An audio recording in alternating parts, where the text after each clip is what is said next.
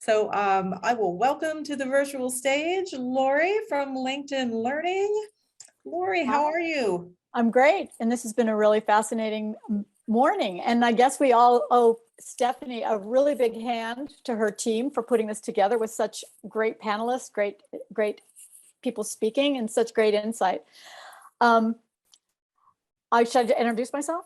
Absolutely, and thank you for that. And yes, please do give I'm us your Laurie background. Burruss. You've been involved in the micro-credentialing world for quite a while, and I think you have a lot of interesting insights to provide to us. So if you could tell us a little bit about yourself, what you were doing, what you're now doing, and we'll bring it all together.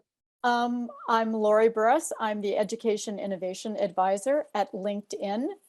Formerly lynda.com, purchased by LinkedIn in 2015. I have over 40 years of teaching in higher ed. I taught for 22 years and I'm a professor emeritus from Pasadena City College.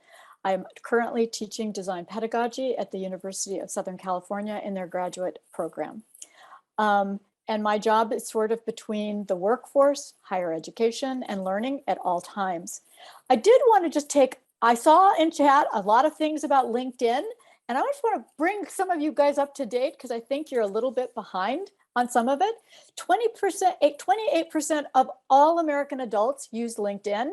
And to give you context, the number for YouTube is 28%, and for Facebook, it's 69%. You may not know this, but we are a global platform. LinkedIn members outside the US account for 76% of our user base. And our second largest country is India. We have 198 million people in Europe using us, 206 people in Asia Pacific, and 114 in Latin America. And just to give you a little bit more context, because we're talking about degrees and credentials, 50% of the Americans using LinkedIn have college degrees. 49% of those people earn $75,000 a year, and 43% of those people are women. But the interesting fact is the Gen Z, 60% of all the LinkedIn users are 25 to 34 years old in the United States. So the Gen Z is really on there. A couple of things about people were talking about common skills. We use a taxonomy at LinkedIn. We spent a good 5 to 7 years working on that. We have a taxonomy of 50,000 skills and job titles. We have 38,000 skills, 12,000 job titles. Whenever you watch a course, those are that metadata is attached to those courses. When you put a skill on your profile, it's attached to that taxonomy. When you post a job, that taxonomy is attached to it. So that round trips that taxonomy throughout, which gets me to the main thing at LinkedIn: skills, skills, and skills. I cannot overemphasize skills. We're kind of credential agnostic. We want everybody to put their credentials and their degrees up there. And we're really unique in the fact that our data that we use, what we call the economic graph, is based on everybody in our profiles. And we can see people going in and out of schools, which really frustrated me as an educator. I know the students I have when they're in my institution, but I don't get to follow them. And one of the great things about working at LinkedIn is I get to see the data of people hopping in and out of their jobs and in and out of learning. We've talked a lot today on what people have called earn to learn, but we call them working learners here at LinkedIn. We think everybody's a working learner. We think they'll be doing lifelong learning. You can add your credentials a number of ways. If you're a company that creates credentials, you can put that up there and apply to be seen as a credentialing issuer. But if you're doing your own profile, there's a section under your profile that's called Add Licenses and Certificates. And in there, you can get a drop-down menu of the issuer, and you can put down what it is, your start and end dates, and then you can put a URL to where that credential is located. Anyone who watches a LinkedIn Learning course or follows a LinkedIn Learning pathway can add that automatically.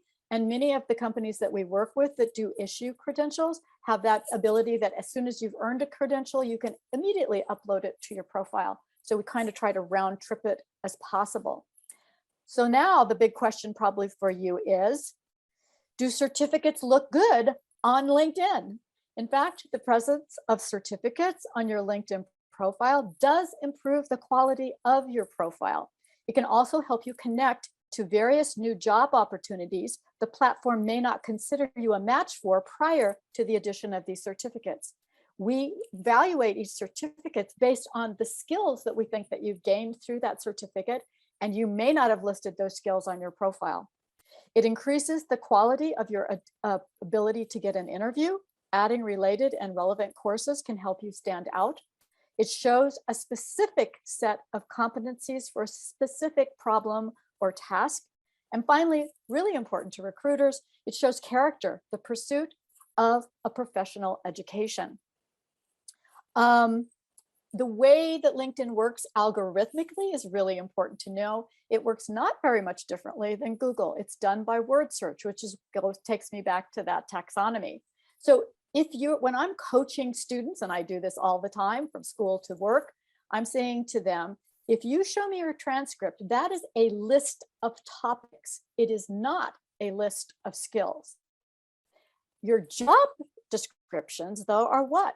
A list of skills that basically fall into 3 buckets: your expertise knowledge, your technological skills, and your interpersonal skills.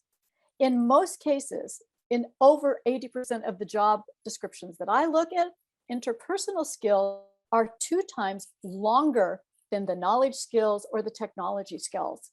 Therefore, what's really interesting is that students on their profiles, graduates, are underreporting their interpersonal skills.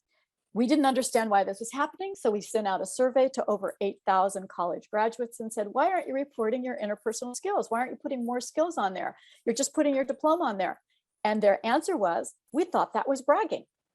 And this is the difference between a social network and a professional network, not understanding the purpose and not understanding that really all passes round 1 are going to be done by AI and algorithms, not by a person. One's going to be reading that round number 1.